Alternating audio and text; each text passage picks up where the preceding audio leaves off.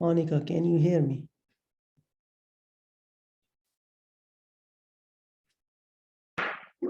Yes, I can. Yes, I can, Farman. So do you want to start off or just? Yes, I think you should start. Okay. So guys, I think there are still some people that have to join. Right now, 13 people. So I think let's wait for a couple of minutes.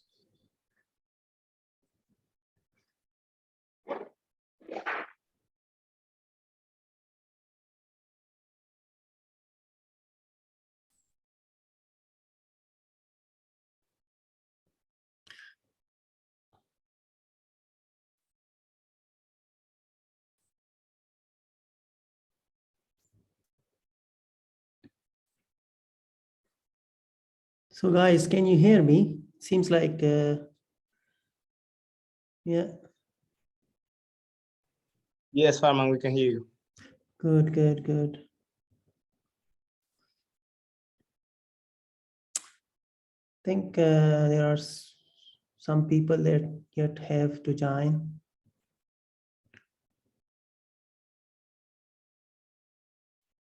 Do you think we should wait for them or should we start? I think that you should start. Okay.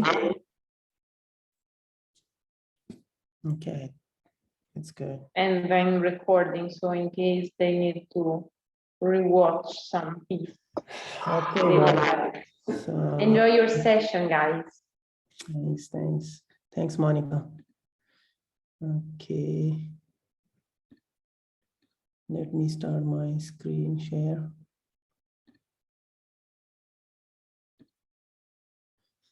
So, guys, we'll be discussing something about disaster, climate change, and health nexus.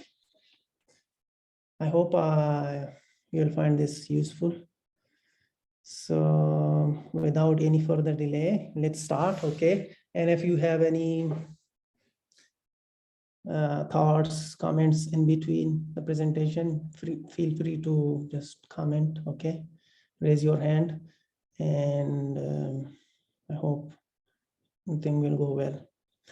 So today we'll be talking about disasters, climate change, and health nexus, and I'll be your host for this session and presenter.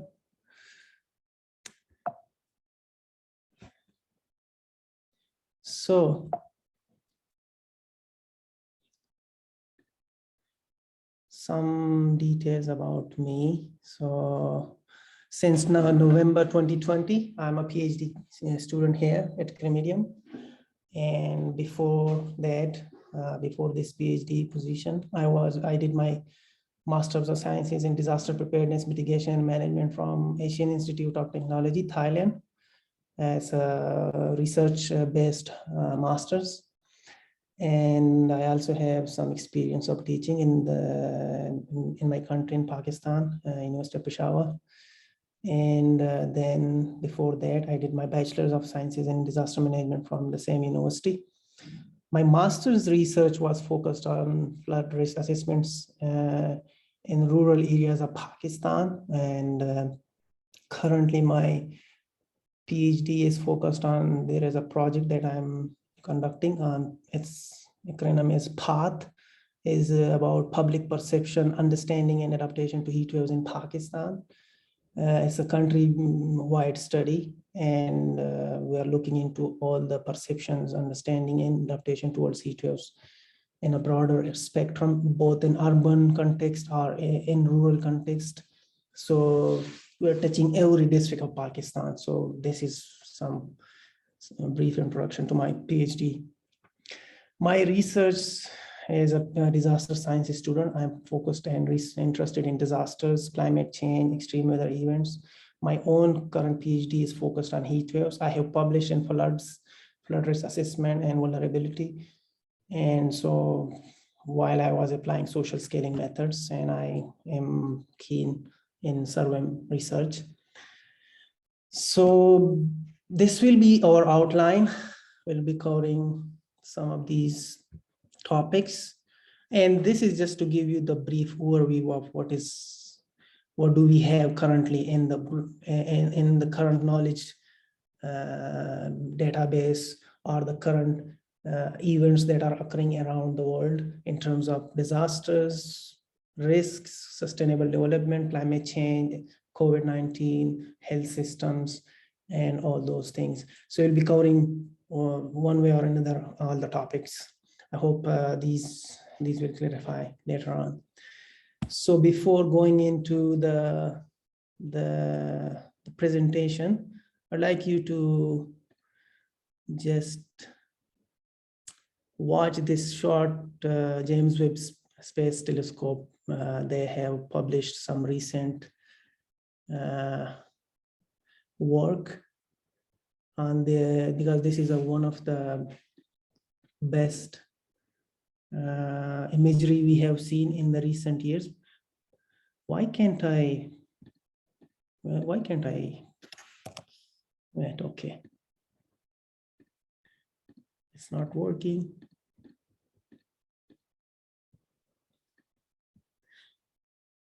Okay, let me check.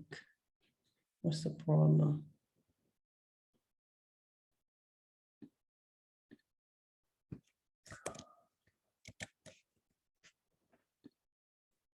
Okay, sorry guys for the interruption. There is a problem with, so let me go again. Where?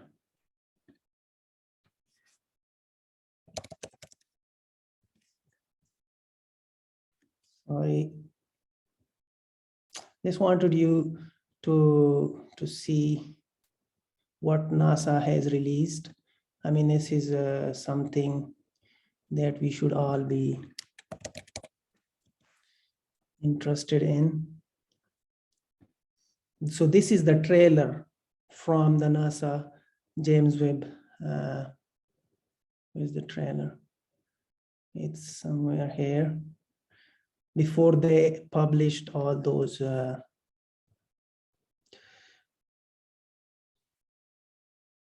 there's something.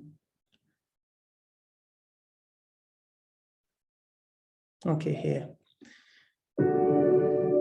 We have uncovered wonders undreamt by our ancestors who first speculated on the nature of those wandering lights in the night sky. We've crossed the solar system and sent ships to the stars. But we continue to search. We can't help it. A central element of the human future lies far beyond. Sorry, the earth. fireman. Sorry? It's only the sound, or do we have to No, watch it's the not video? the sound. It should be. Okay, Ah, okay, wait. okay. Sorry, sorry for the inconvenience. Okay, let me share again. I thought okay, there is a lot of things going on here, so I need to. Okay, right now you should see. Can you? Yes. Yes, now we can see. Okay, let's start from the beginning. Sorry. We have uncovered wonders undreamt by our ancestors who first speculated on the nature of those wandering lights in the night sky. We've crossed the solar system and sent ships to the stars. But we continue to search. We can't help it. A central element of the human future lies far beyond the earth.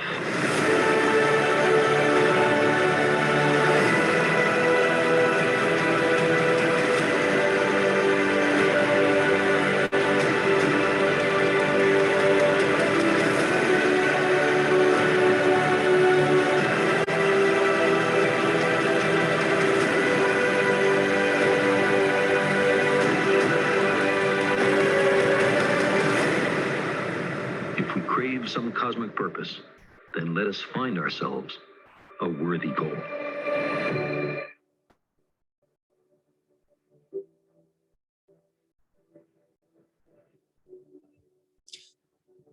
So this is just an introduction, a trailer to what they released the next day. So, I mean, to me, it's something, it's like when you watch and when you see the photos, you will see how the science is going in the planetary and the space sciences is going.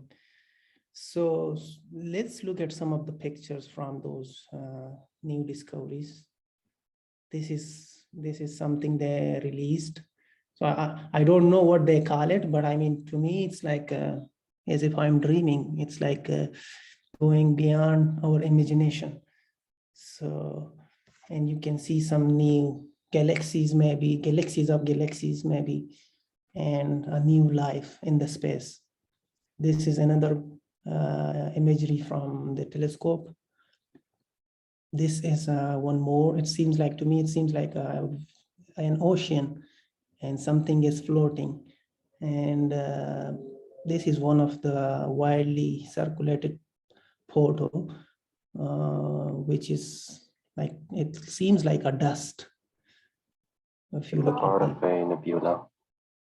yeah, so it's like, I mean, space science is going like the speed is up. And I mean, it's like just looking at these pictures reminds us the whole universe, that this universe is full of surprises, and we maybe there are more many more bigger universes in the universe. So it's just to start with, nothing so related with the presentation, but to just share some knowledge. Maybe you already know, but yeah, maybe just to show you. Yeah. So let's come to the discussion on disasters and climate dialect.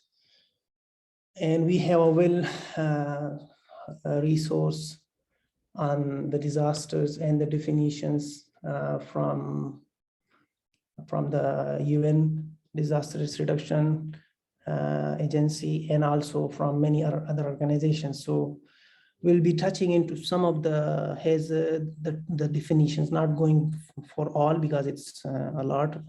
So let's look at the hazard.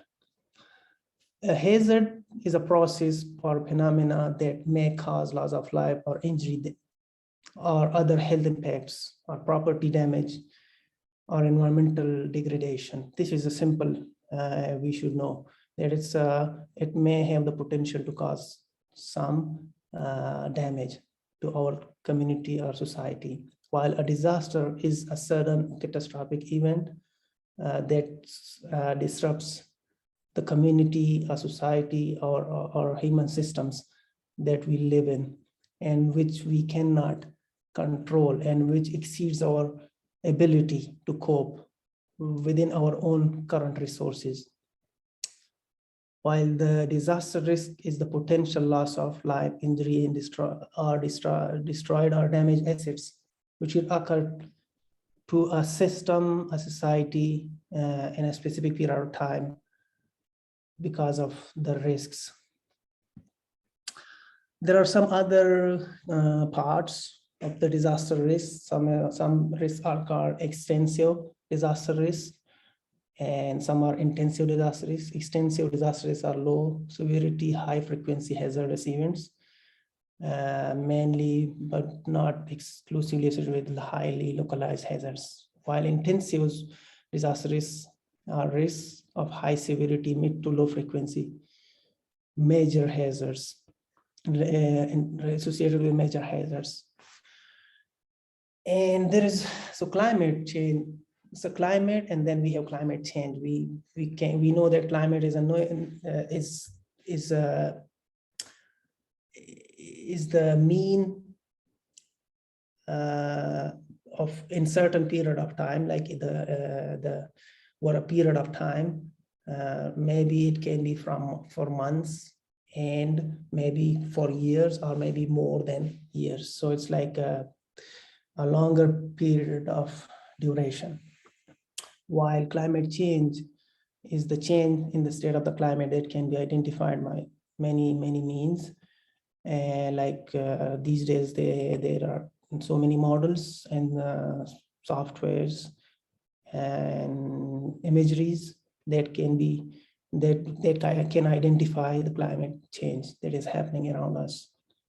There are some terms such as emerging risks. These are resulting from the newly identified hazards.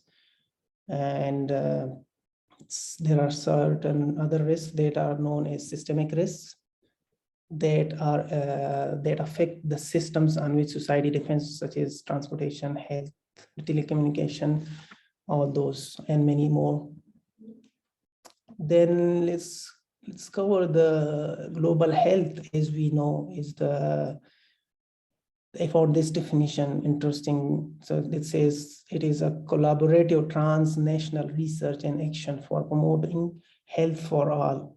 There are so many definitions, but I prefer this one. This is we are talking about global health. And we also know that in global health, critical infrastructure is another important factor, which is what we see in the terms of physical structures, facilities, or networks.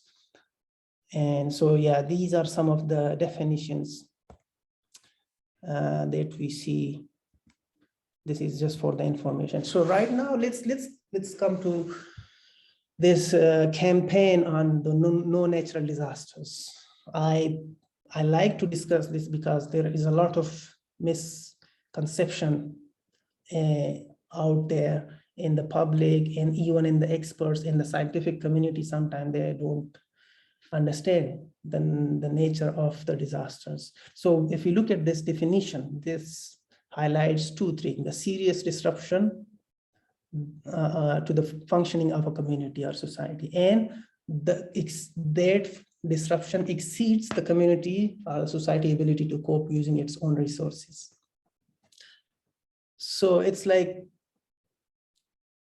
it is talking about the disruption of whom? The disruption of the community, and community is composed of people.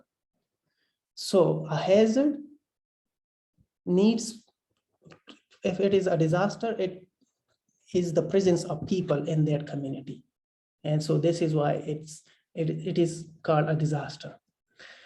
So when we look at the history of this conversation, if a disaster can be termed as natural or not natural, we can see from very historically we can find some facts, and this is one of the facts. These are the famous writers and philosophers Voltaire and Rousseau.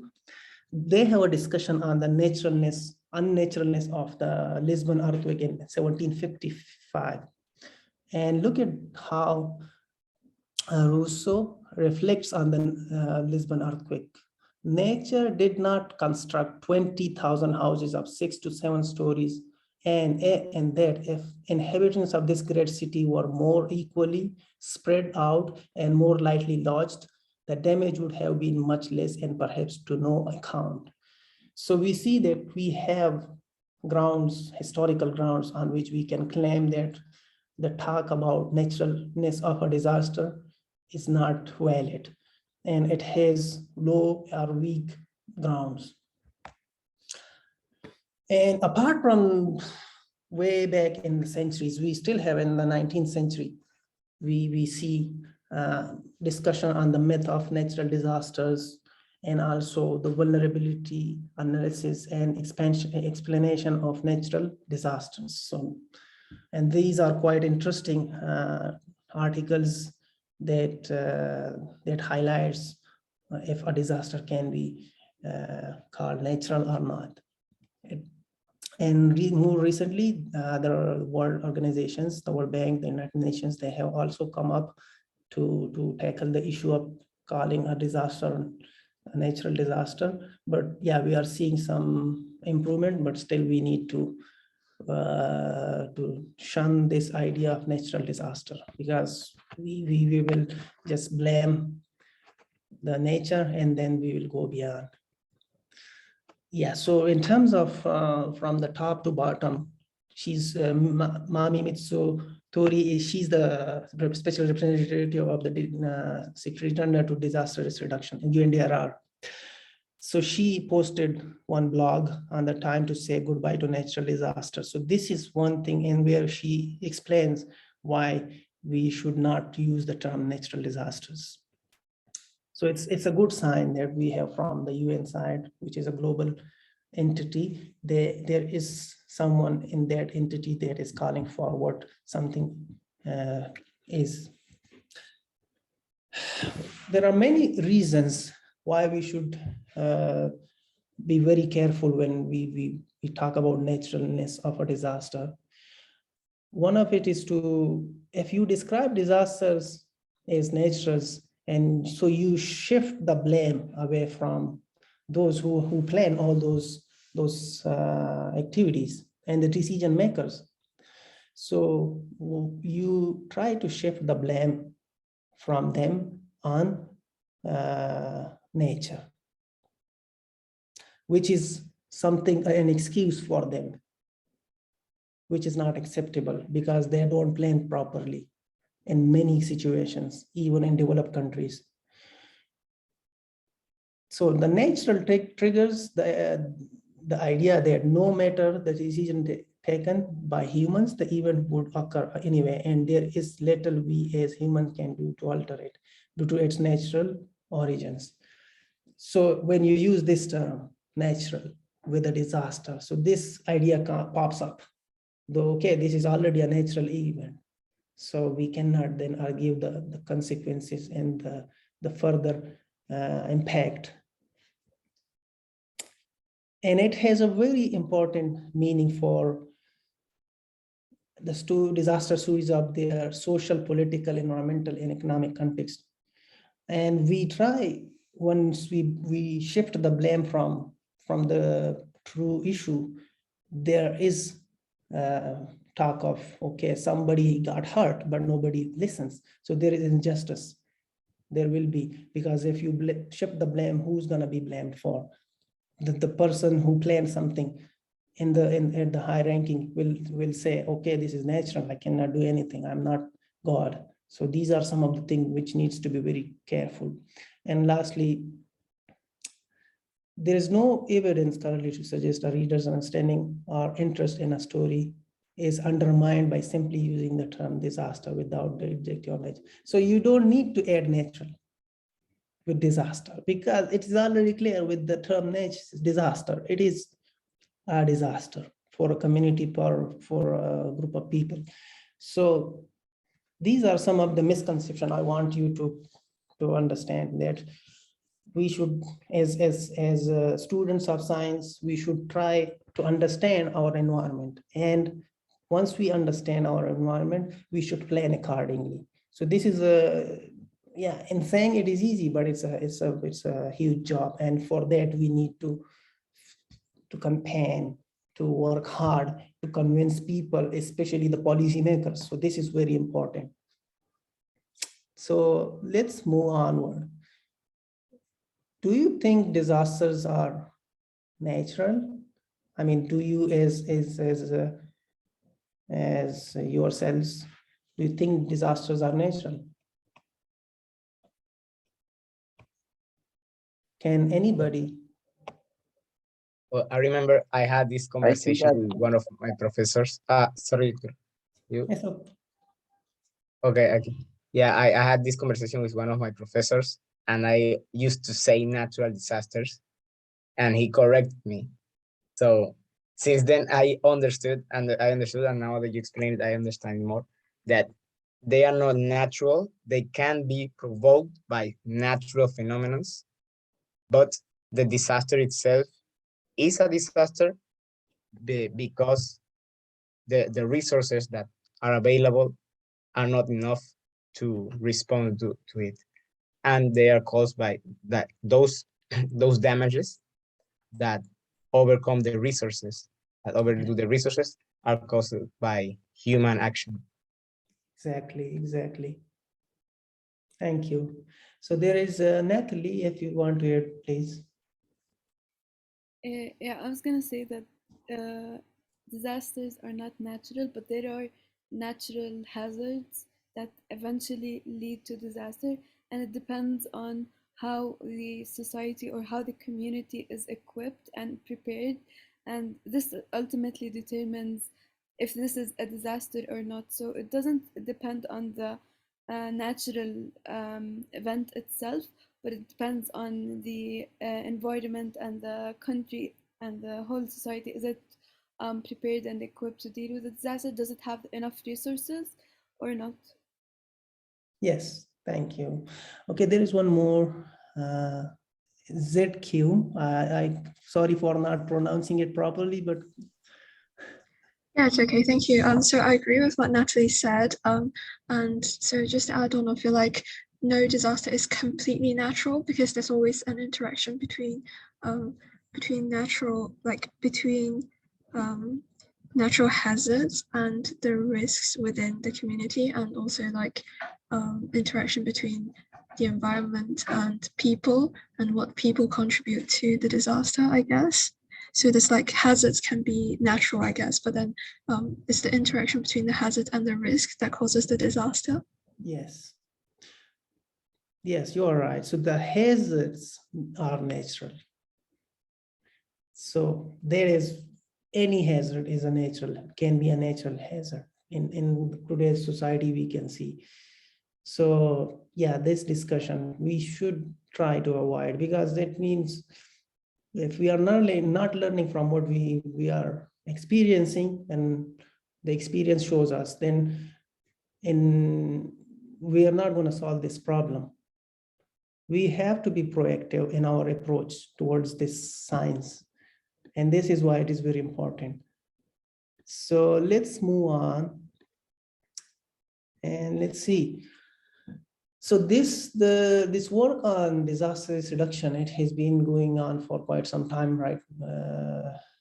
In these years, last few decades.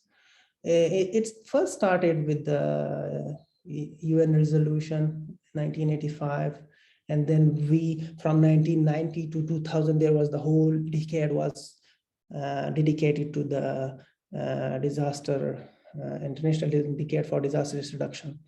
And in between, we saw the Kobe, Japan earthquake, and then there was Yokohama Treaty, and then onward we saw in 2005 there was this. So with every year we saw many disasters and many events, and that led to certain frameworks and guidelines. So we saw Hyogo framework, which is a very comprehensive.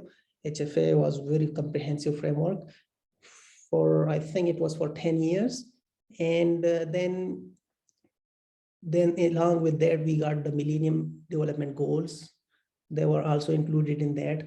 And in between, we saw the many other disasters, like the Tohoku earthquake, which paved the way for Sendai framework. And it was passed in 2015 by the global community. And then again in the Paris Agreement was also ratified by many countries. So this is just a description of how things are going currently from few decades before. This is one of the report, and it's a very useful tool used globally to highlight high-risk countries. And it is called a World Risk Index. The recent report is out now. There is a lot to learn from this report. It shows many countries which are vulnerable in terms of the risk, also in terms of high exposure, high vulnerability. So they have a formula through which they calculate the index for each country. So it is very useful because it gives you the clear idea on how the world is looking in terms of disasters. So this is just to give you the idea. And here we can see that what they are calculating or what they do. So they check the susceptibility, the exposure, the lack of coping capacities, and also the vulnerability of different all the countries, and then the adaptive capacities. And based on that, they measure the world risk, and the index should be either very low, medium, high, very high. So this is just a general useful tool. It's been going on for quite some time, and it is very useful. I have taken personal advantage from this tool, and it's very useful. Let's move on with further the trends we see in disasters and its impact.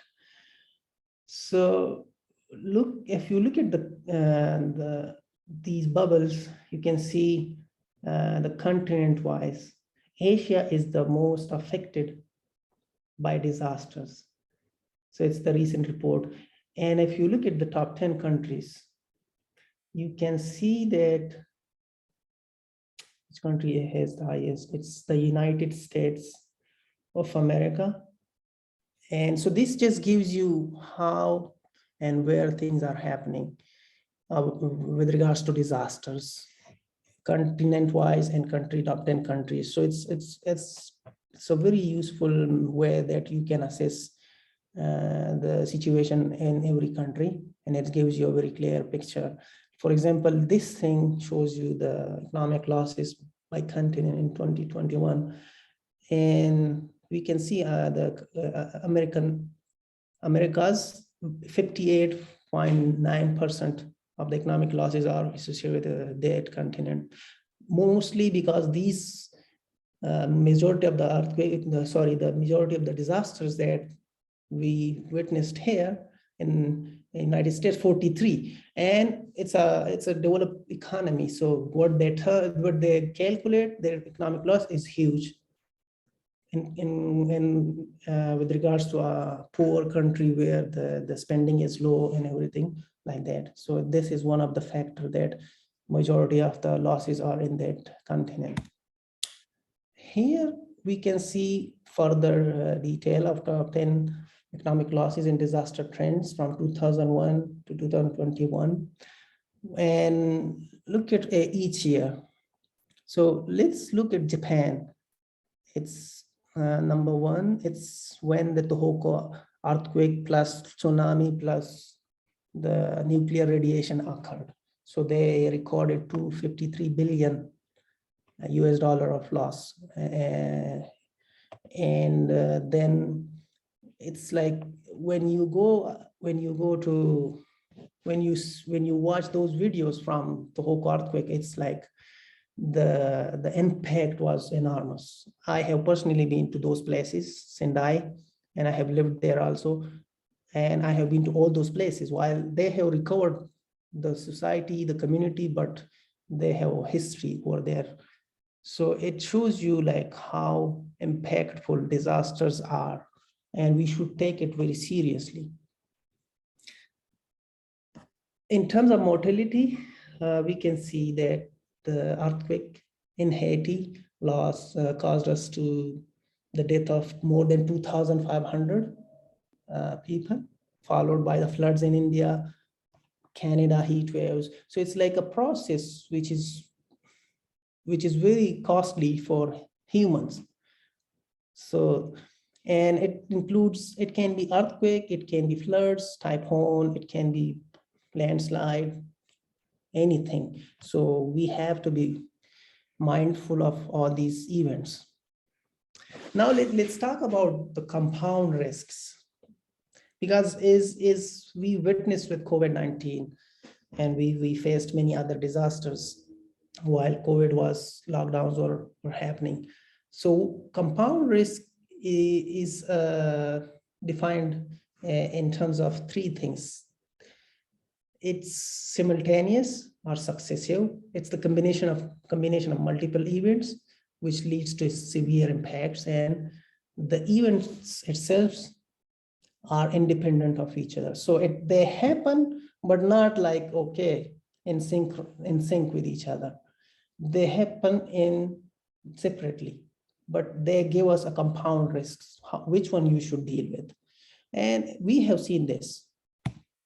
For example, what we saw recently in Afghanistan was a huge earthquake that many say that more than 1,000 people died. Maybe the official figures are more than that. And along with that, we are still in pandemic.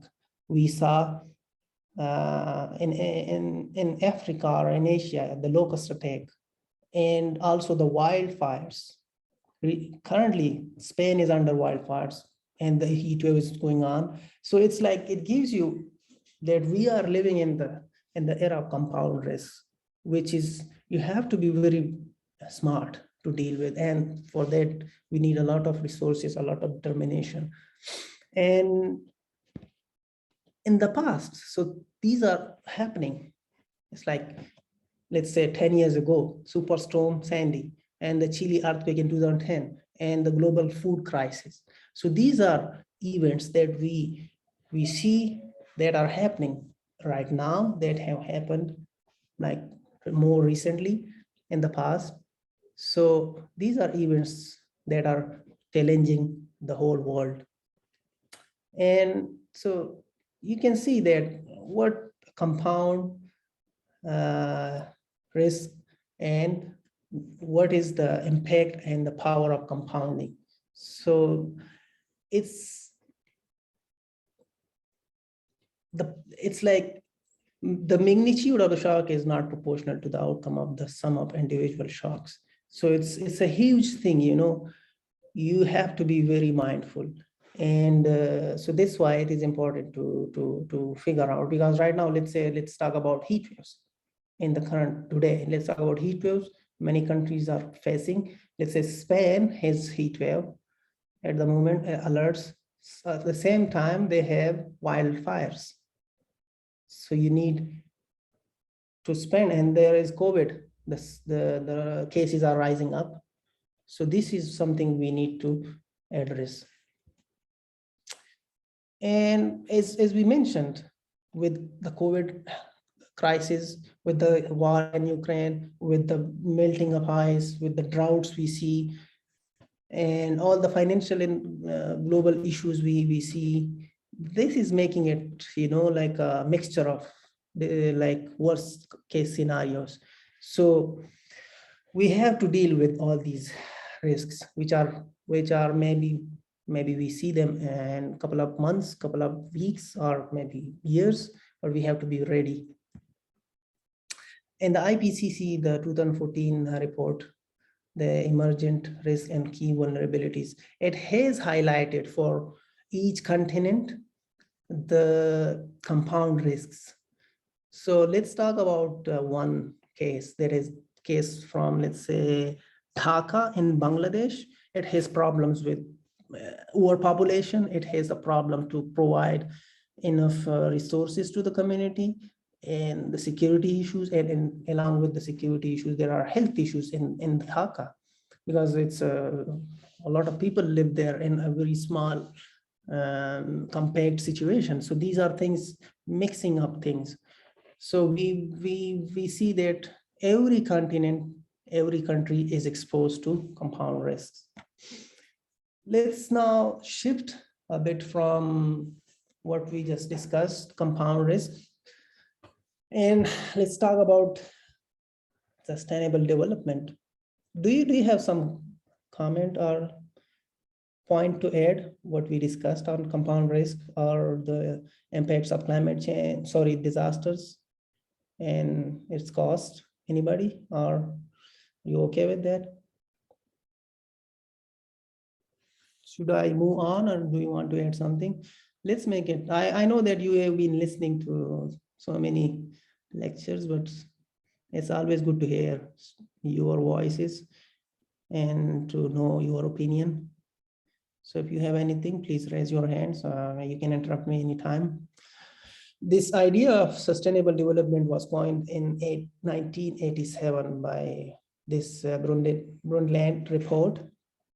And he was tasked with writing the comprehensive report our common future. It is one of the well-known United Nations reports. So they discussed, and it says that sustainable development is a development which meets our needs, but without compromising the need of the future generation. It is that simple.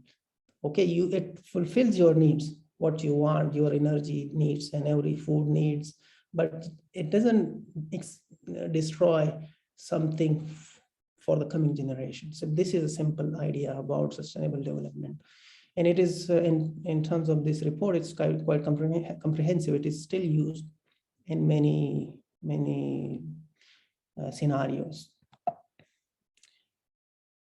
Let's look at the history from that report in 1987 to the Sustainable Development Goals that we saw passed by the UN General Assembly.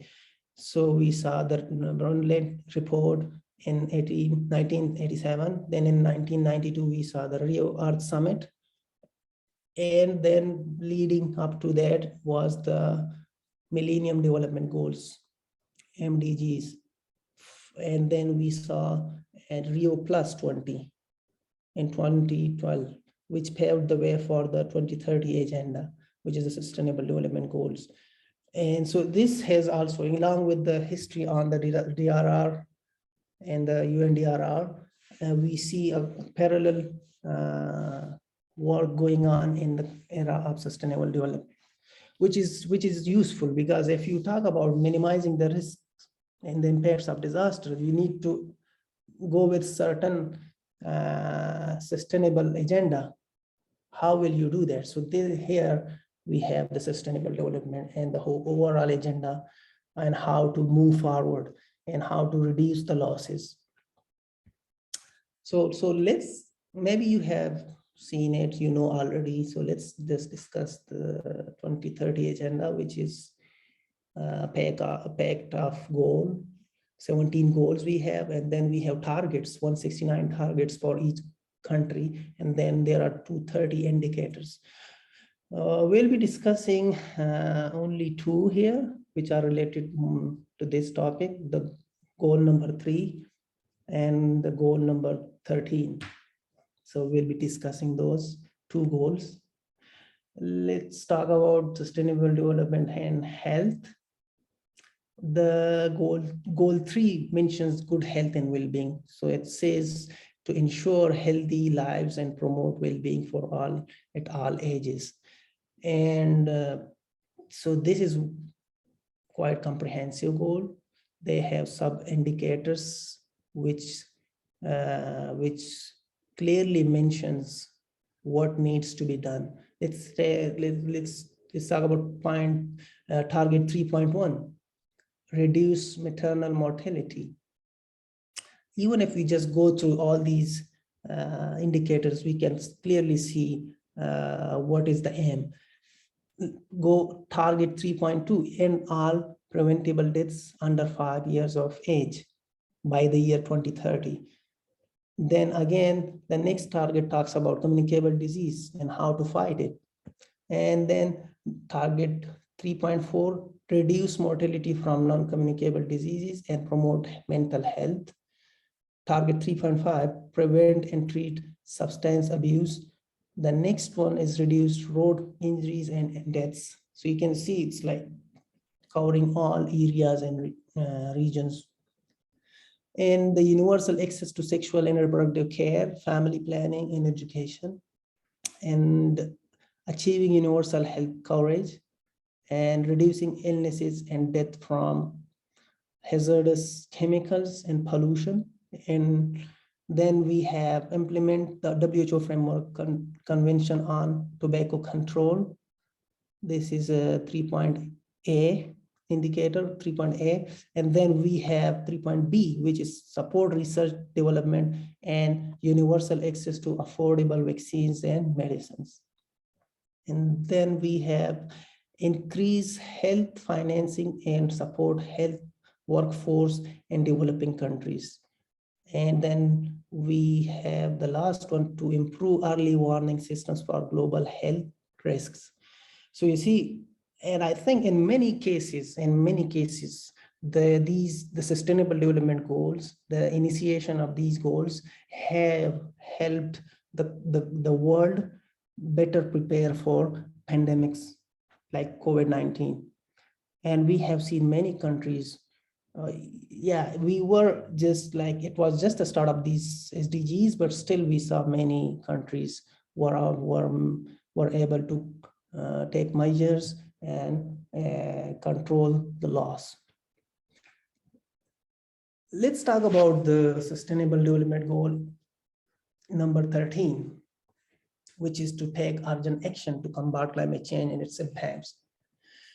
And it's quite interesting because a lot of things are happening with climate change, and with like in our lives, it's not something that we have and like we have a dream and then we come up tomorrow that, okay, I saw this thing. It's happening in front of our eyes, and we have seen if an event occur, it is with extreme frequency, with intensity. So it's super hard.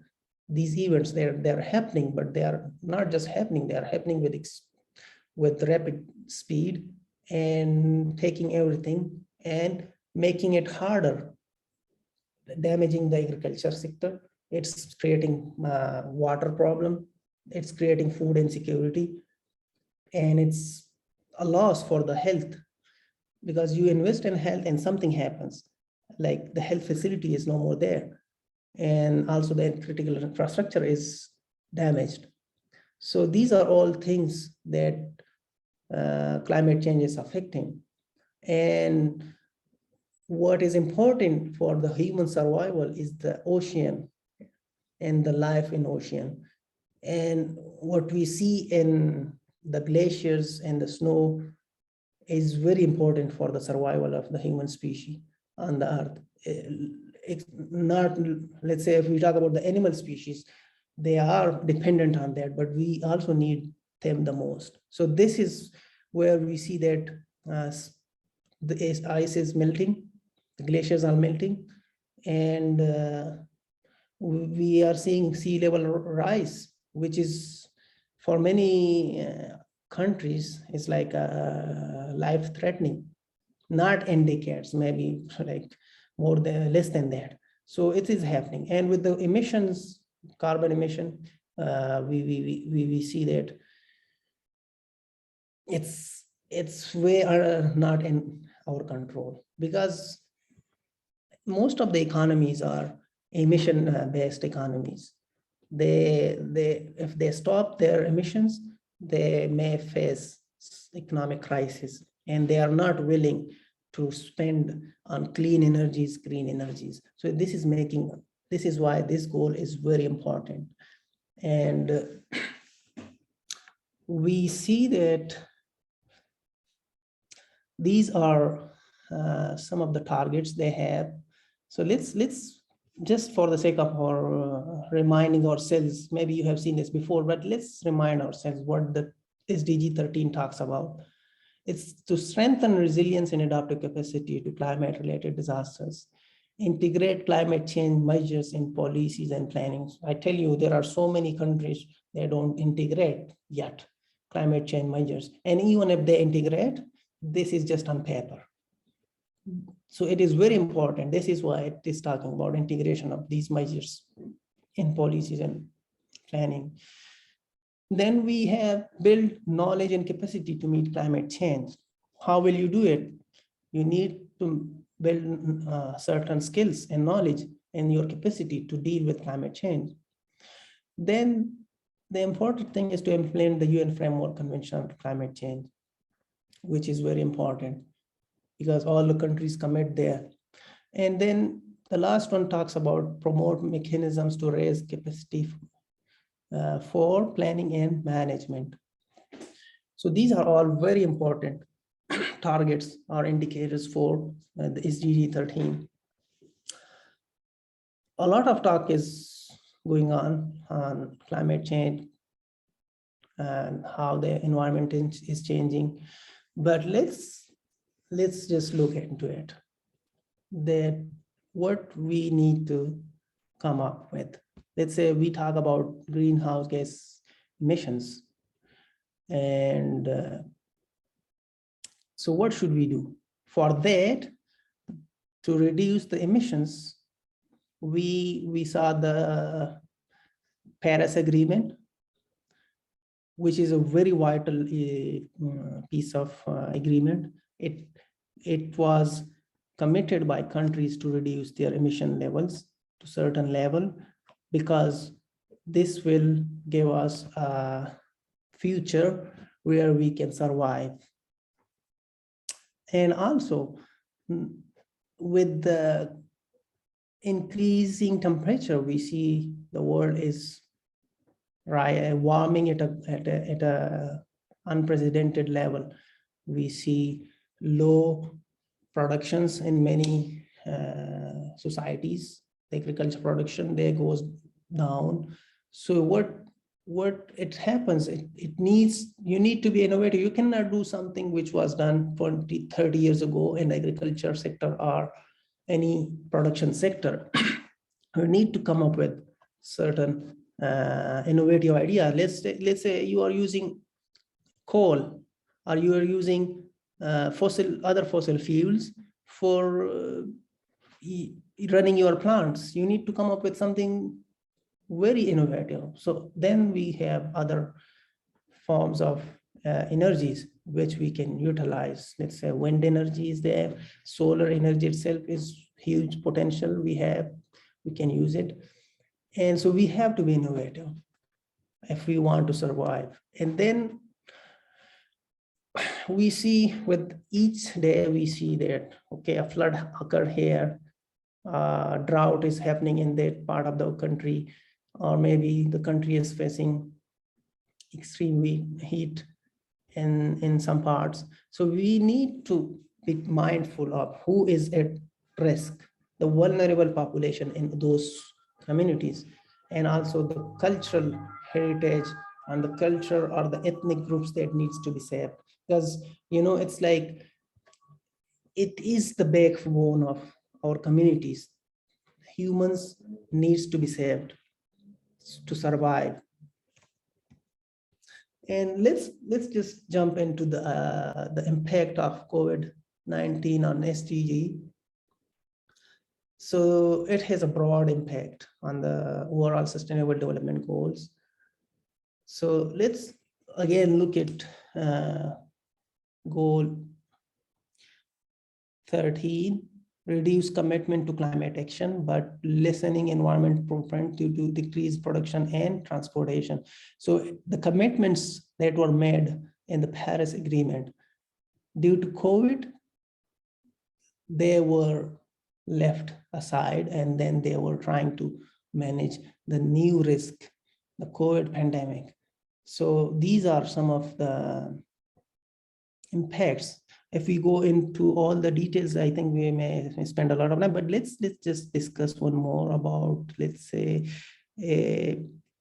education, quality educations. We saw the school closure, and in many countries, let's say if you are in UK or the United States, you have the facilities to online learning. But come on, if you are in a country with less digital access, you cannot continue quality education. It will be just, and I personally saw that. It's very hard, you know, people cannot, because it's something new. Then there are other difficulties if you cannot maintain the education for all sectors. So yeah, this is also very important. So you can go through all the goals. We just discuss some of them. Let's discuss in more detail the goal 3, good health and well-being. This is from the Sustainable Development Goals report, the recent one, which was published. And the the most astonishing thing is COVID has put the progress that the whole world made in the health sector to sort of stand still, because they were focused so much on controlling the impact of COVID-19. And so this was very hard for many developing countries, even for developed countries. And when we talk about universal health care, universal health coverage, like, come on, you have an existential threat and you need to tackle it. So many countries were unable to progress in that aspect. So that's why it was literally stopped. And within the COVID-19 time, we saw life expectancy went down. And also we saw many people, because of the lockdowns, were bound to their rooms or to their houses, were not able to move, were not able to travel. So we saw rise in anxiety or depression. So this is something people then adopted some other things like deaths from tuberculosis. And all those other instances, we saw that the deaths from those arose to a substantial level. And because of the issue from COVID-19, we saw that the vaccines, children vaccines, were not administered properly. Like the report says that 22.7 million children missed basic vaccines in 2020, which is a huge thing. How come a child in need of a vaccine is missing it in the 21st century? So this is something, the COVID impact is huge on our children, on our health institutions, on the society at large.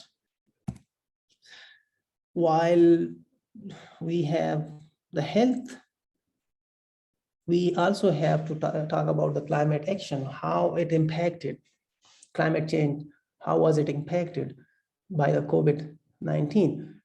So we saw a lot of issues, and it's known as recently by the COP25, they mentioned COP26, they mentioned it as a code red for humanity. So what it means is it's like a red line. If you don't control the situation, then it's certain death in front of our eyes. And we saw some small reduction at the start of COVID because of the lockdowns, which we will discuss later. And then again, we saw the global emission on the rise. So these are some of the things. And also one more thing, the commitments that were made to finance the climate crisis by developed countries to developing countries was less than the amount they committed. Like 100 billion was supposed to be committed, but in 2019 it was 79.6 billion. So we saw the reduction of financing the climate crisis. So due to that, we saw many other, apart from the COVID-19, we saw other events which could have been tackled if we had the resources in hand. So overall, saying that the impact is enormous. We are seeing rising temperatures, rising sea levels, and we are seeing the death of coral reefs, which is very, very important for ocean life. So in all, it's the situation is not I would say not good, and it needs to be, we need to come back to the pre-COVID time to show the momentum that we saw before, and also to tackle COVID-19, and also to promote the commitments that we made as nations to the climate crisis. This is just an illustration of the interconnectedness of COVID-19 and the climate change impacts, just to show you how things were unfolding when the COVID-19 was happening. We will discuss the climate change impacts later, but just to show you like what factors, what networks were involved in the crisis, during this crisis. We'll not go into the details because it's going to be taking much of our time. So we'll just move. Okay, so let's take a break from what just we discussed. I'm just talking non-stop, so I just want you to refresh your mind with this article that I read in the Harvard Business Review a couple of days ago. So I just want to share with you this experimental work, and the professor then wrote an article on what she personally did. So what she did was to track her time, like for 30 days, and she wanted to see what is happening, what time I spend most on. So some of the key findings that I found very interesting, and some of them I have personally seen, it's like, one of them is the right kind of multitasking can be transformative. Some people are very good at multitasking, and you need to do the right kind of multitasking so that you become more evolved and you become more engaged. And it also highlighted one important factor in our professional or personal spheres. Sometimes people say, okay, you should not mix up your personal affairs or personal networks to the professional networks. So, but it shows the benefits for combining both personal and professional networks. And in detail, the article, if you go to the article in detail, you can find more interesting figures, and it's very interesting. I recommend you to read the whole article. It's not so big. And then certain hours of the day are especially likely to be wasted, no matter how we try. Based on the findings, it says that there are certain period of our time that are to be wasted. And the last one is the certain tasks carry disproportionate psychological weight. We spend so much time on certain topics or certain issues, and we put ourselves into a lot of psychological pressures. And I mean, the article discussed that we need to balance, because the task in hand would be maybe very small, but we become like afraid, and then we lose control. And so that's why it says that these tasks needs to be taken and well in their control, not to spend all the worries and all the time worrying about the tasks, the activities. So these are some of the issues that were highlighted. The key findings were highlighted in this article. As a students, we always see that time management is very hard. So I think, I don't know medical students, I have seen them very studious, but I mean, it's very hard with your jobs or with your uh, schooling, with your lectures, with your personal lives. It's very hard sometimes.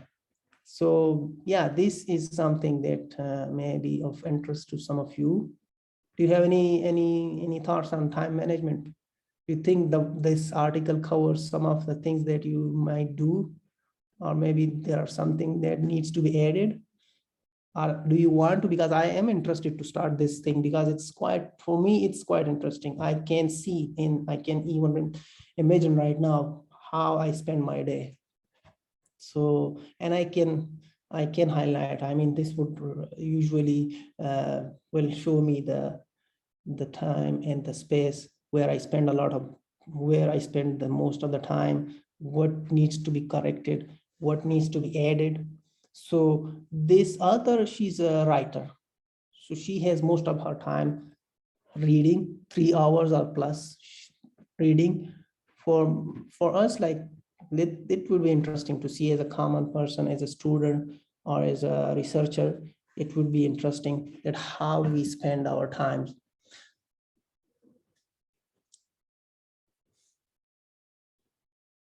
And so do you have some idea on what I'm saying? Is it boring to you? I think if I do that, my time is gonna be, it's gonna come up like 3 to 4, more than 4 hours on the phone, something like that. And it will be like, It's very interesting. I read the article twice or thrice. It's quite interesting. I was just fascinated by the idea. How can you track your time? We don't have time for ourselves. And this is a very good experiment. It's a practical experiment. So personal experiment. So yeah, you are right. Yes, please.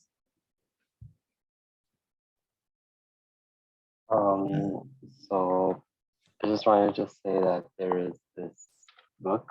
I don't know if you've read it or not. It's called Deep Work by Colin Newport. And it essentially speaks about the same thing this article supposedly speaks as well. The start of the book starts with how we spend our day and how we, mindlessly waste our time doing things that don't really matter. And then the second half of the book talks about how you can manage your time and kind of like hack your brain or something to kind of like achieve the goals and tasks you have for the year plan. So I think it's a really interesting book. If anyone of you have not read it, I strongly suggest you read it. It might be life changing. So yeah. Please share even in the discussion or in here in the chat. Please, yeah. Victor, you want to add something?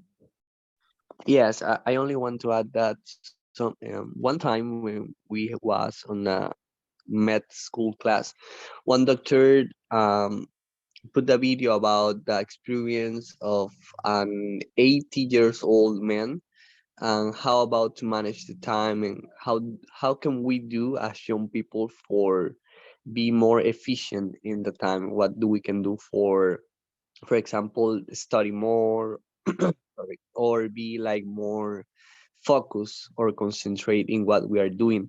So I think that it's important for all the all our school and our personal life to be like very efficient in the management of time, because as we say, the time is gold, so we have to manage in a good way.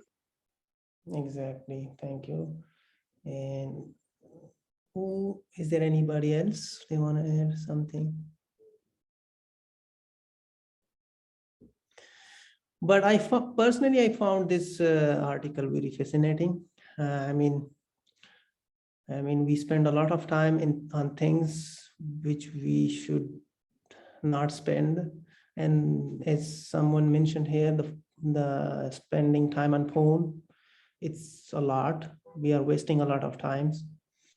And there's a book on time management. There are many books, of course, but yeah, it's mentioned by one here. So I think these are some of the ways we can control, or maybe let's say rearrange our life.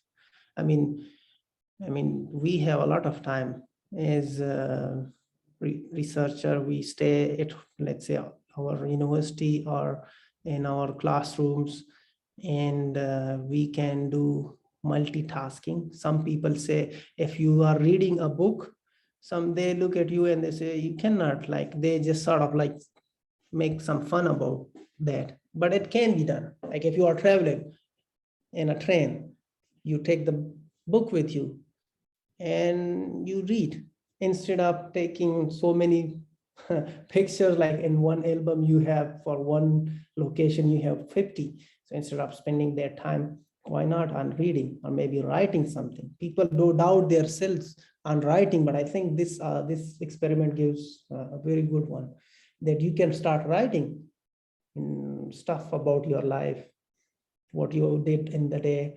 So it can be like a very good experiment. Just wanted to share that. There is no link between what we are discussing here. So yeah, it's just to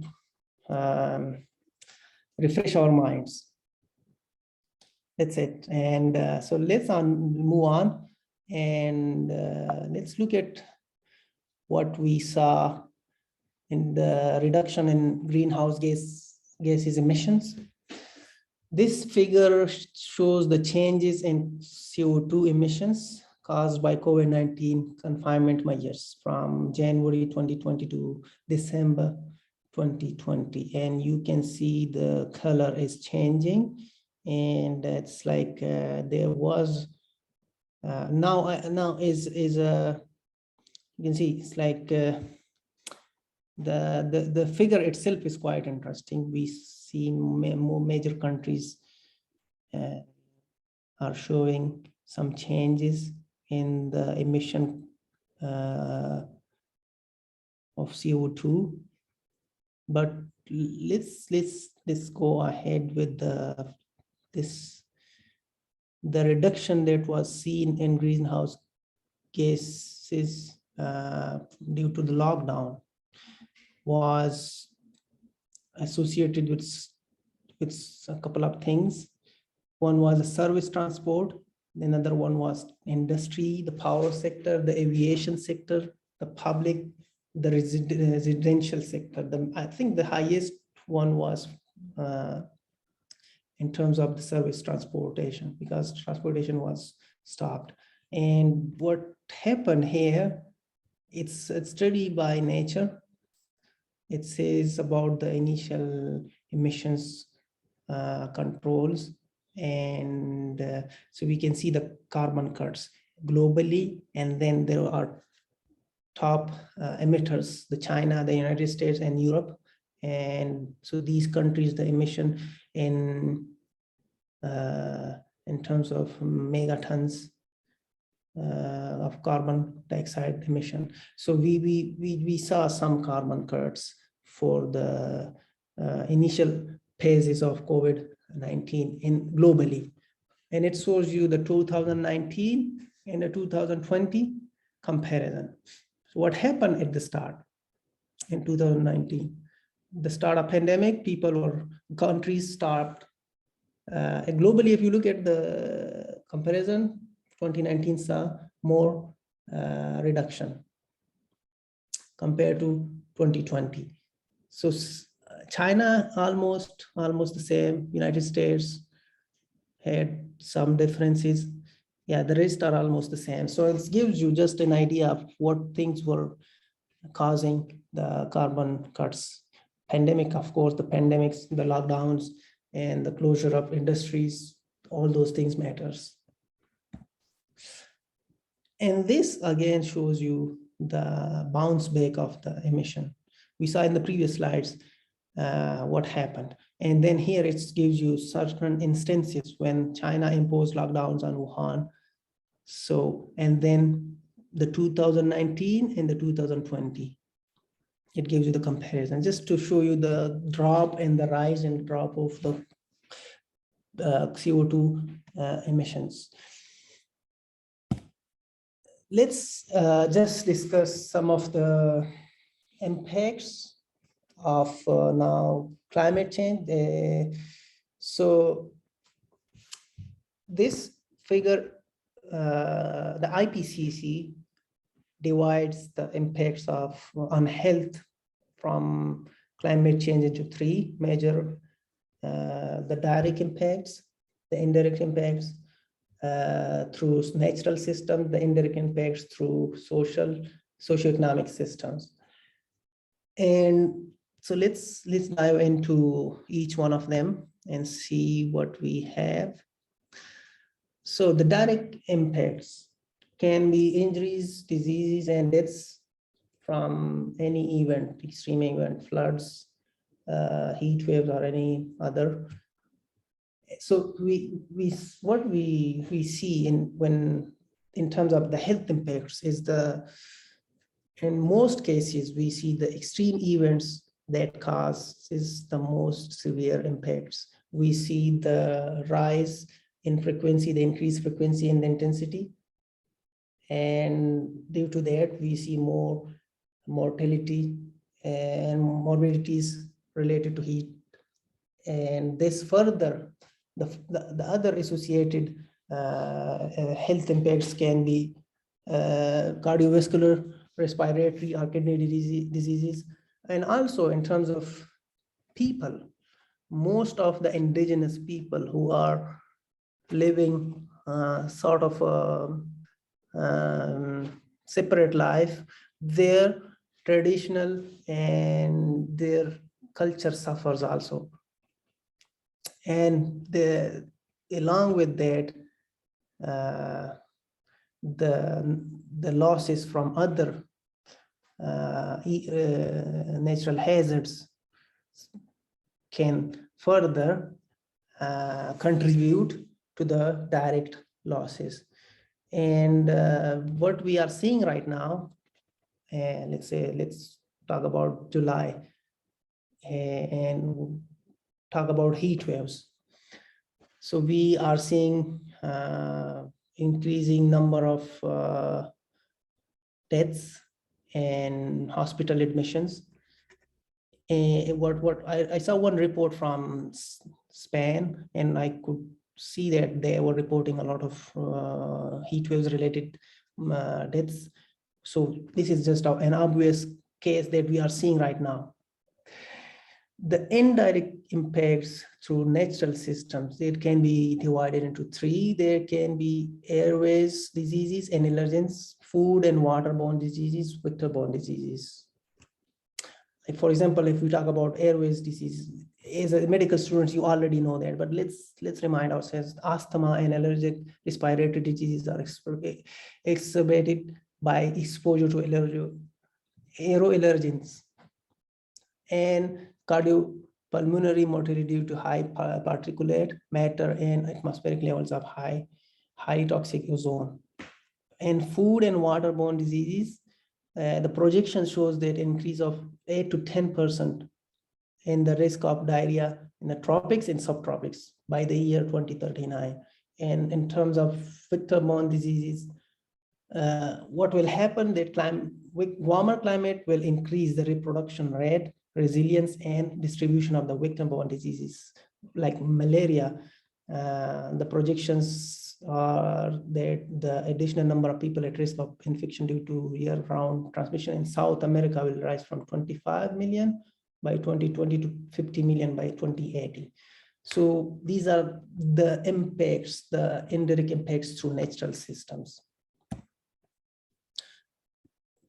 Let's talk about the indirect impacts through socioeconomic systems. What we see, what happens with the socioeconomic system is the food and the water insecurity and undernutrition, and also the occupational health and vulnerable populations, the risk to them, and the forced displacement, mental illnesses, and stress.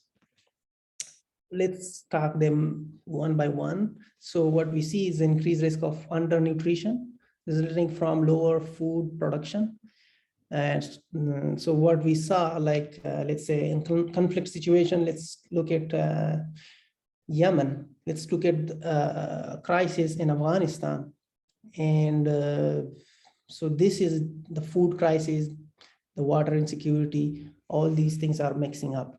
And also with the occupational health in vulnerable populations, we see that exposed workers, if a worker is working in an agriculture field, so he is exposed to heat exhaustion and it may be cardiac arrest. And there will be frequent accidents, outdoor activities in the outdoor working community, which is very important because majority of the people are working exposed to sunlight. And along with that, what we see is the displacement caused by these stressors, the increase of stress on all those who are already mentally ill creates sufficient stress for some who are not yet ill to become so, such as severe anxiety reactions, depression, and aggression, and complex psychopathology, sense of loss. So these are all the factors that are the indirect impacts through the socioeconomic system that we have.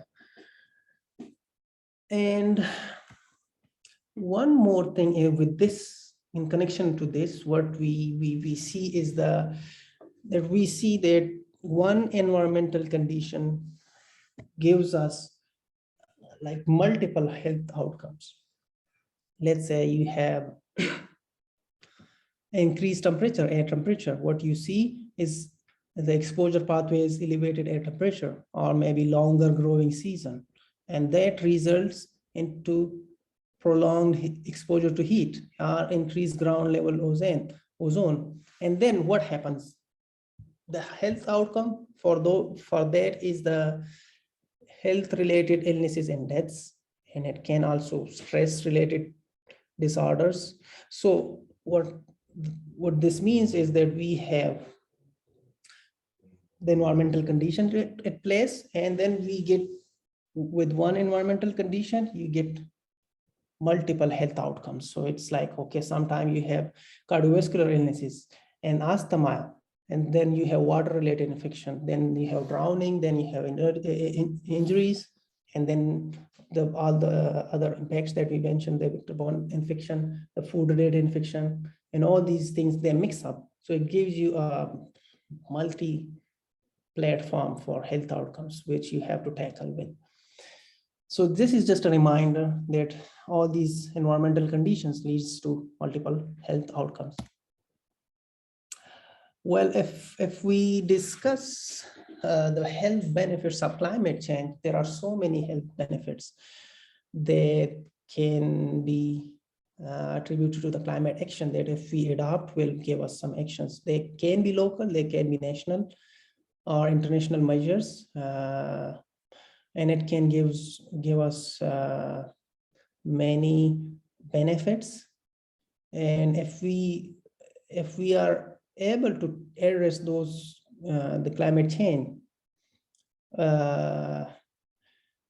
so we will be able to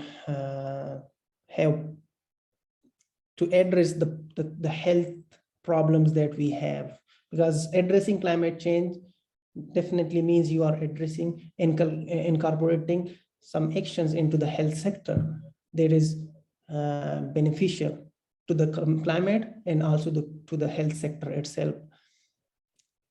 So let's say, like, these are sometimes they are referred to co-benefits. So these are the co-benefits of public health, and usually they are related to greenhouse gases, and or maybe the individual reduction in emissions.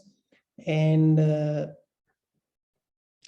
there can be multiple pathways on how to reduce these emissions and how to reduce air pollution and all those climate issues. So in the next slides, we will be discussing one more topic. And yeah, so let's talk about climate smart healthcare. This is a term used recently by World Bank, and it shows both the climate change mitigation and the adaptation efforts in the health sector. So how to be climate smart healthcare, to have a climate smart healthcare. So you need to adopt certain mitigation measures and certain adaptation measures in the sector, in the health sector. So that what happens, if you adopt this approach, what happens, you recognize and integrate the need to ensure that adaptation resilience measures are put in place. These are practical measures, and that to seek to maximize the potential health co-benefits of actions to mitigate climate change, like let's say the emission from hospitals or the resources that the hospital is using, let's say the energy, how is the energy coming to the hospital? Is it fossil fuel use, or is it something solar or something else? And so here in the next few slides, we'll be discussing some of the measures, the mitigation measures that can be applicable to the health sectors. And if we look at the first one, the improve energy supply and distribution efficiency, what action do we need? Will be fuel switching, energy recovery, distributed energy generation, and combined heat and power. And then the greenhouse gas impact, what we see will be reduced transmission losses, reduce emissions from energy use, fuel production and transport. And what we get in the terms of health benefits will be immediate energy savings and operational resilience or reliability, reduce air pollution, and improved access to reliable healthcare, better energy security, which is important. Then if we look at the next one is on-site renewable energy sources. It gives you, let's say you are running a health, you are in the health sector, you want to plan something that on the spot in the hospital, let's say at the health facility. So what can you do? There are certain on-site renewable energy sources that you can apply, let's say solar, photovoltaics, thermal solar energy, wind energy, other renewable energy sources are there. What again will happen, most of it is like emission related impact.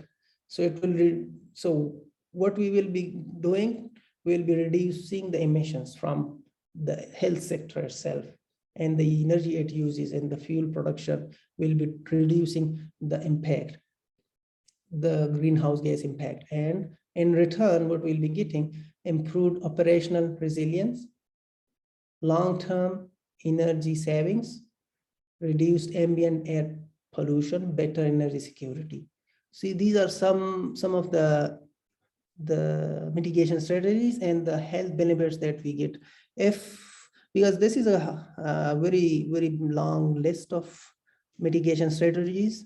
We will discuss some more in the next slides. Let's talk about the facility wastewater and solid waste management. Hospital have these issues. So what actions? Advanced autoclaving of infectious healthcare waste, on-site wastewater pre-treatment and sanitation equipments, high heat incineration of pharmaceuticals with pollution scrubbers. What happens with the greenhouse gas impact is the reduced energy emissions as for waste and water treatment. The greenhouse gas footprint is reduced from this waste treatment and processes in some settings. So reduced aquifer and ecosystems damages. So we save the aquifers and the ecosystem damages are reduced. Let's discuss the health benefits with the waste treatment and solid waste treatment, wastewater treatment. So what we get, we savings in wastewater disposal fees. You save a lot of extra budget. You reduce the volume of waste, and you also fulfill your recommended recommendations given by a regulatory authority on how much you can do the air, how can you improve the air quality, and also the hygiene around the facility will be improved. And reduced methane and other emissions. So all these are actors, benefits that if we try some mitigation strategies in a health sector, in a particular community or in a greater scale, in a district or in a regional scale, we can see the benefits. And I think as a researcher, I can see a lot of like benefits if even we adopt. Maybe there are countries or maybe there are health sectors globally that have adopted these mitigation strategies, but I see that there is a lot of potential. We can benefit, like these strategies can benefit us. These benefits will be to the community, these benefits will be to the facilities and even to the health workers also. So these are some of the mitigation strategies and the actions that we can implement, and the reduction in the greenhouse gases. And then alternately, by reducing the greenhouse gas emissions, what do? You get benefited from the actions that you did. And so, yeah, this is some more mitigation strategies. So I'll share the slides so you can see. And let's just move on with how to build sustainable low carbon health system, because it's quite significant. The emission from the health sector is quite significant. If you look at countries, developed countries, they have very well established management health systems. So they are one of the contributors in those countries. So how do you build a sustainable low carbon health system? There are three pathways. One pathway is to decarbonize healthcare delivery facilities and operations. You have to decarbonize. You don't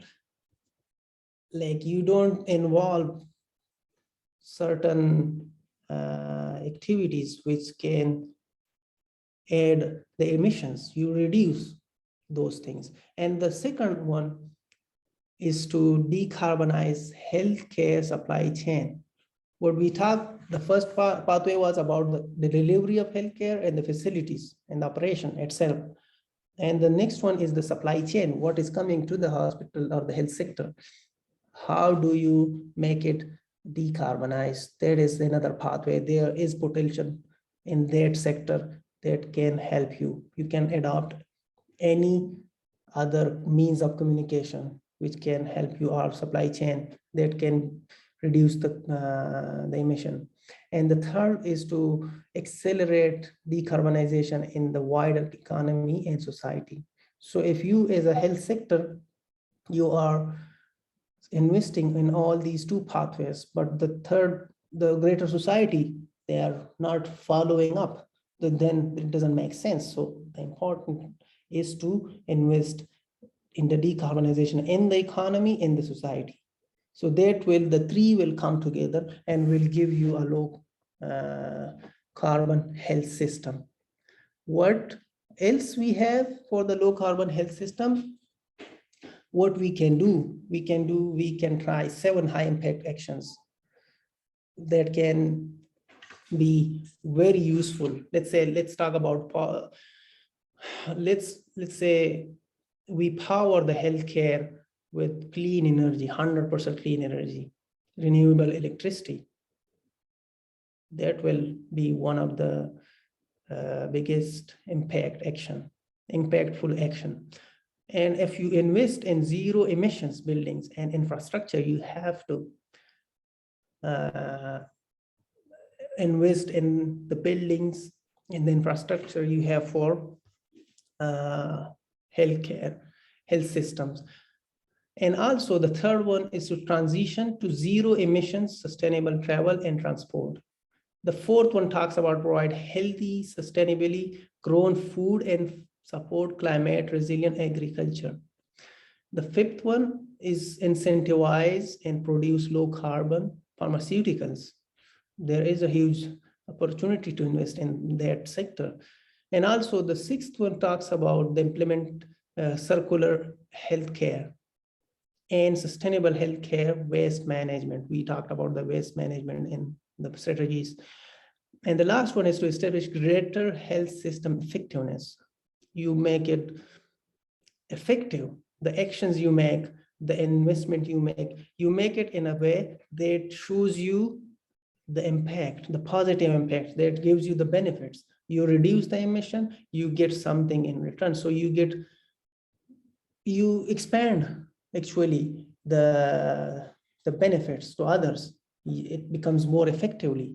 It's not like the one part of the health system is running on completely fossil fuels and just a small portion is running on some green energy. So you need to come up with a comprehensive plan. I mean, it's 2022. You need to be more innovative. There are certain energies, certain aspects where we can, improve the health systems in many countries. And so many countries, not too many, but there are some countries, they are completely running on the clean energy. And so, but yeah, it's a long drive we have to complete. And what we have in terms of exploring other areas, you can expand the green universal health coverage. You can use telehealth. I mean, we saw in COVID, you can do it with telehealth. You can take emergency response and pandemic preparedness. You can use the disease prevention as climate change prevention, which is very important because these are all actors that are helping each other. And you finance the health sector, especially the green energy sector. And some solutions can be the health sector based residual management solutions, which can be provided by the health sector itself. And so these are some of the ways where you can build a sustainable low carbon health system. I mean, these are some points, and these are implemented in many countries. So these are not something in the space.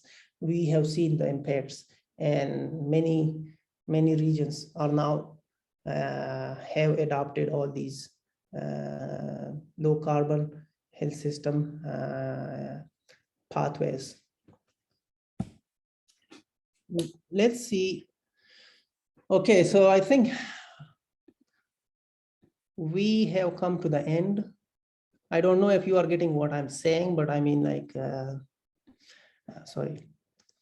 Let's conclude, and the conclusion would be based on what we saw in the latest report from IPCC. What it says is climate change has already caused substantial damages and increasingly irreversible losses in terrestrial, freshwater, coastal, and open ocean marine ecosystems. It is likely that the proportion of all terrestrial and freshwater species at very high risk of extinction will reach 9%, maximum 14% at 1.5 degree. And if it is 2 degrees rise, it raises to 10%, and maximum will be 18%. In a 3 degree centigrade rise, it will be 12%, and the maximum will be 29%. You imagine a world without all these species, freshwater species. There is nothing left. It's like you cannot survive. Actually, it's very important for our survival. And also, it's talking about the 3.3 to 3.6 billion people are highly vulnerable to climate change. It's a huge number. That's why it's called the code red, because 3.6 billion. It's talking about people, billions and billions. And where climate change impacts intersects with areas of high vulnerability, it is contributing to humanitarian crisis and increasingly driving displacement in all regions, with small island states disproportionately affected. These are climate migrants. One is the conflict migrants. So climate migrants is a very life-threatening issue for even the small islands. If a country is sinking and the level of sea is rising, then they cannot survive there. They have to migrate to some places. These are very important aspects of the climate and the vulnerable population living in those places. This is something we need to tackle. What happens is increasing weather and climate extreme events have exposed millions of people to acute food insecurity and reduced water security, with the most significant impact seen in parts of Africa, Asia, Central and South America, small islands, and the Arctic. So this is a known fact, and this report highlights all these issues. Like they recorded for the first time, I think, heat waves in Arctic. So we think heat waves can occur only in places where people live, but if you go to the Arctic, they have a certain temperature, and if that temperature changes, like that temperature was maintained for centuries, and now that temperature is changing. So this is a heat wave also for them, for that region. And it will have an indirect impact on the people living in low-lying countries. So another important finding was that approximately 50 to 75% of the global population could be exposed to periods of life-threatening climate conditions due to extreme heat and humidity by 2100. So we're talking about, like, let's say almost 80 years from now, 80. So it's like the humanity will see the life-threatening conditions. And again, it says that climate change will increasingly put pressure on food production and access, especially in vulnerable regions, undermining food security and nutrition. It's known that certain places, let's say if a country is facing with the issue of drought, you cannot then have any food production. What will happen there? That region will be under a severe threat, and the population dependent on those agriculture production will be extremely vulnerable. And also climate change and extreme weather events will significantly increase ill health and premature deaths from near to long term. So the impact is enormous. The report talks about clearly, and it highlights the issue. It highlights also the ways how to control it.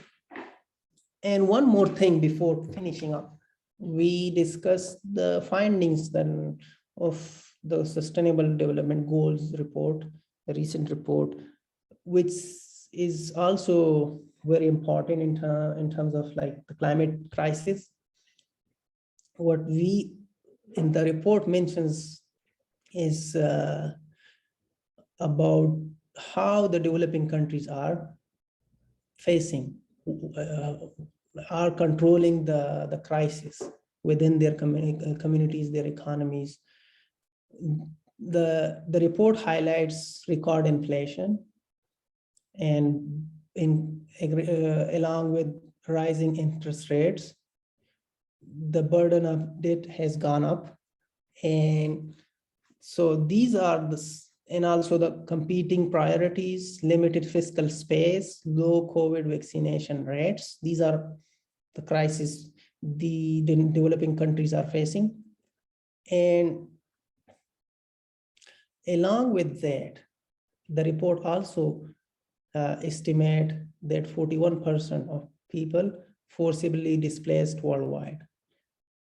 So it's like there is displacement, there is economic crisis, there is climate crisis. So it's like we are, again, if we discussed about the compound risks. So the global, so the global, how to say, the global survival, the population survival is becoming more hard. So this is why when the SDG is talking in the sense that you should not leave anyone behind, because as a generation, it is our responsibility that we safeguard this, the existence of human life on Earth, and we do whatever we can in a way which saves the human life and which reduces the risks faced by human life. So, I mean, what would be if we innovate, let's say, if we spend more energy on, so more resources on improving our health sector, if we spend more energy or resources on education sector, or let's say on transportation, on let's say green energy, it will give us benefits. It's not like, okay, we are worried about the side effects. They have greater advantages. Like we are using fossil fuels for so many years, right? Like from so many years, and the industrial revolution we saw. And so we afforded those things. Now it is time to afford the green energy and a commitment with it, because otherwise, like, it's not like, okay, you will face it, okay, it's in the future, but the future is, the estimate shows that the future is very near. The destructive future is very near if we don't stop what stupid things we are doing. And it's like, it's the disproportionate nature of the climate. It's very important to know, because let's say the biggest emitters are China, the United States, and the biggest impacts are in developing countries. So this is a mutual work. And this is why the contribution from the developed countries are very important, because how come a person sitting in a developing country is facing the brunt of some people who are using carbon to their benefits, and he is facing, or she is facing, the severity of all those actions. So we need to come up together, and also this is why it is very important that we raise our voice wherever we are. And I think a personal footprints, like if I'm using certain energies, I need to be very careful. I mean, if I can save, let's say 0.0001% of a resource that can be used by someone else, I mean, this is important. We need to take it from a personal level, and from that we can build, okay, if today I am just a student, tomorrow I'll be the leader in any capacity. So if I implement certain things on myself, I think then I will be able to implement it on some, and not implement, just do as exactly as needed, because this is how we need to do things. It's not the normal situation. If we think, okay, in the past they were having these facilities, it's not, it's the past, it's gone. We need to act now. We need to save this earth for ourselves and also for the future generation. So this is something on a personal note I have experienced. We need to reduce our carbon footprints. We don't need to waste energy. It's very important. And from small acts. So these are very important. So yeah, this is from my side. I don't know, maybe my voice is a bit low, or maybe not so active, but maybe you got what I wanted to say in this whole presentation. These are some of the references, and I have tried to put some here. Some of the useful resources that you can use, and you will find a lot of information here. These are quite latest, some reports, some publications, and some other useful information that you will find maybe important. So yeah, thank you for your patience and bearing it with me. And do you have any comments? I personally would like to listen from anyone from you about the presentation and what can be improved in this, because I consider we as humans, we are learning. So let's not forget that. So we should learn from each other. So I would like to listen if you have any suggestions from a medical point of view, or let's say your general perspective on the presentation, or something is missing in the presentation, or any comment or any question. So the floor is open now for general discussion, and I hope there is someone who wants to share some insightful story about climate, about health, or anything.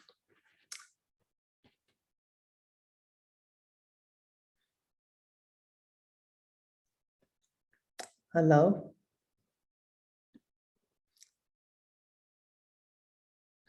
Are you listening? Okay, this I forgot. Yeah, we're listening. I just want to thank you for your presentation. Yes, please. I don't have a story or anything. I just want to say thank you for the presentation. Thank you. You're welcome. Yeah, this is a very important to see. They say if the climate were a bank, it would already have been saved. Yes, please, Rabe. Okay, so I wanted to share something, and at the end, I would like to propose a question. So a little small story. So a few years back in my country, so Pakistan, they had introduced this efficient means of going clean with with cars and fuels. So instead of using the normal fuel, the petrol and stuff, they had introduced this thing called compressed natural gas. We call it CNG, used to call it at least. So it was supposedly, it used to be very climate friendly. They said it was green fuel, as they called it. But later on, they discovered that it had a really bad impact on the engine of the cars, and slowly and steadily, the fuel kind of, lost its popularity. So now nobody, very little amount of people, use it right now. It's not as popular. It was a good choice, but I guess we did not have the proper technology to compensate for the engines, I suppose. So my question is this, that today they are introducing, these days they're introducing electric cars, right? So do you think that electric cars could be a means for us to reduce carbon emission? Thank you. Yeah, thank you. Thank you very much for sharing the interesting facts on CNG in Pakistan and for the question. It's a reality. Yeah. And I agree with you.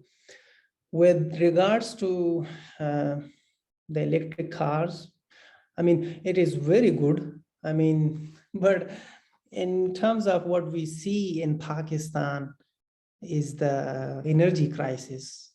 It's a pity, you know, because you have potential for generating huge amount of electricity that you can even export to other countries, but you are lacking some infrastructure. So electric car is of course very good, and it has less disadvantages compared to the fossil fuels. But the problem with the electric car is it's very expensive, and the particles, the ingredients that you need, how to call it, let's say the lithium battery that is used. So it is itself very expensive, you know, and also it has an environmental impact. But of course, it's not like the use of carbon, which is what we are seeing is a result of the use of carbon. In Pakistan, what we see is the melting of glacier, which is very life-threatening to the low-lying communities. We saw many incidents. Like the other day, I saw one actual video like a month ago from Glacier Lake outburst. It's a flood. So the huge blocks of ice is coming. It's not water, it is ice, but it is rapidly going down. So it's like, yes, electric cars are the solution, but I have discussed this with others also, that how will you provide the electricity? Maybe it can be an investment also, because people will see more money. Maybe the rich people will see more money in it. And then, because here also they are investing and there are electric cars here. So it is a very good, like if you are fond of cars, if you cannot survive without cars, it's a very good option. Instead of going diesel, carbon, you go for electric car. It is saving a lot. It is saving a lot. There is no doubt in that. And it with the passage of time, it's gonna be more efficient. And maybe science is very strange, science is very strange. We may figure out, let's say in 10 years, we come up with a solution for reducing the environmental damage from electric cars. So yeah, but personally, what we are seeing, like, let's say heat waves, I'm talking about a lot about heat waves because it's my topic, and I like, yeah, so it's because of the changes we are seeing, nothing else.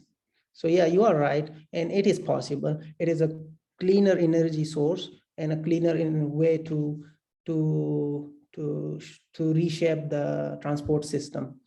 So it is important, yeah, and it can be provided in many developing countries, not only Pakistan, because more or less every country has electricity, and at least the bigger cities can provide it very easily.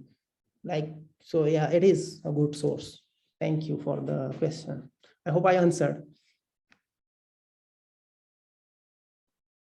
Anybody else?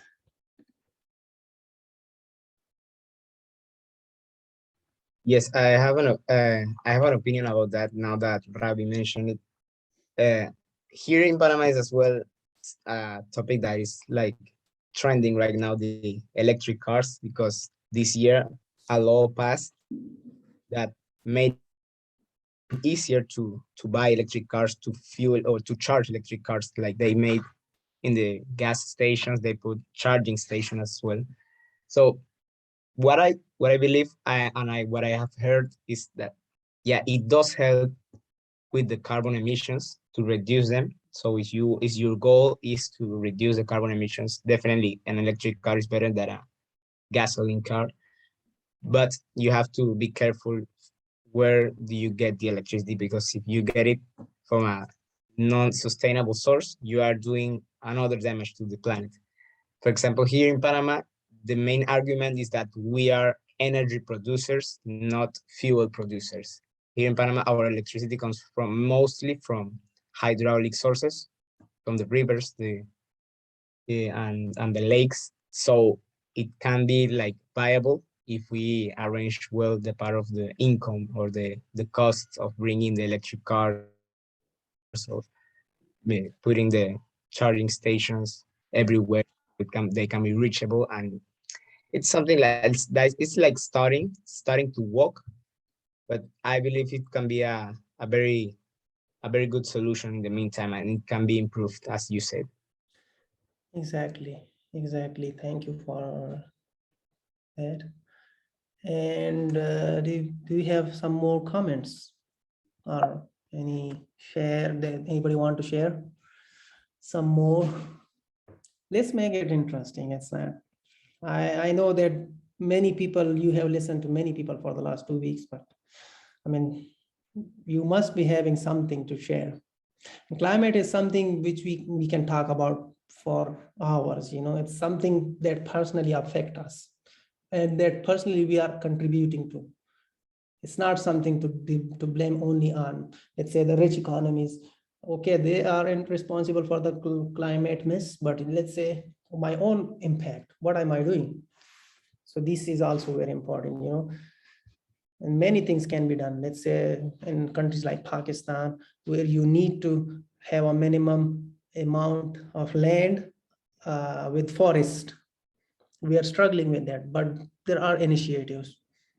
So these are something that that can, let's say, absorb the carbon and give us some green environment and a place to live. And yeah, so I'm trying to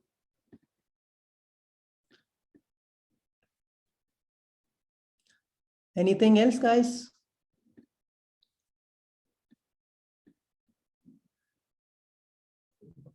Cannot do this. I need to learn many things.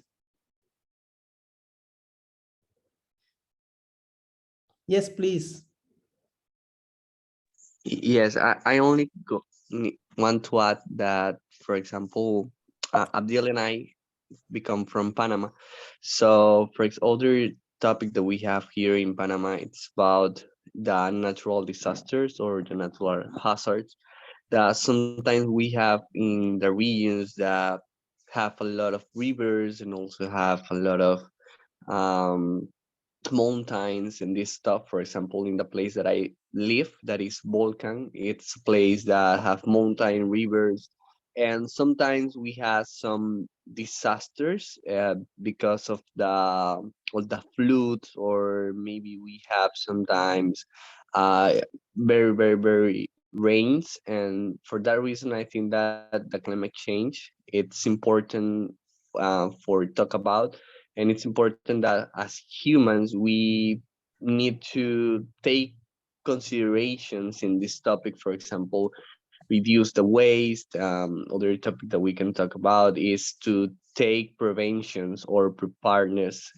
in these kind of topics, and because I think that sometimes we only say that it's that climate change is only a problem about for example, the global warming or something like that, but I think that there are more topics that we can have here in climate change, and we need to make awareness about it for the people that are vulnerability to natural disaster or natural hazards. Exactly. Thank you for your thoughts. And did you guys found this presentation useful, or was it like too spread? I just wanted to know because it helps me also to improve my own approach. You don't need to worry because we are as students, or let's say learners, so we need to listen to each other. So yeah, or maybe because I think time is also running out. So I hope you found this presentation useful, and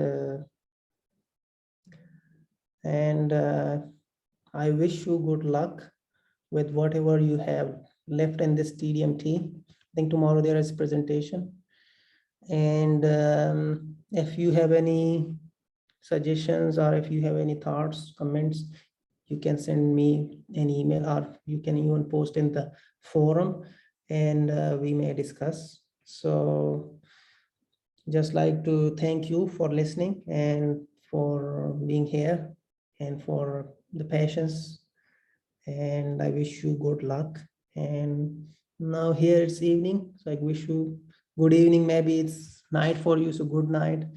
Maybe someone you have midnights or evening, morning, so good morning, whatever. Enjoy the rest of the day, and enjoy the rest of this course, and hopefully you'll be in touch if you need some other guidance, or let's say some more support. I'm here, I'll be happy to help. And so yeah, this is from my side, and let me check if Monica is there. Okay, she's not here, I guess. So yeah, so then I think it's goodbye from me. I will close this presentation, and so see you next time, and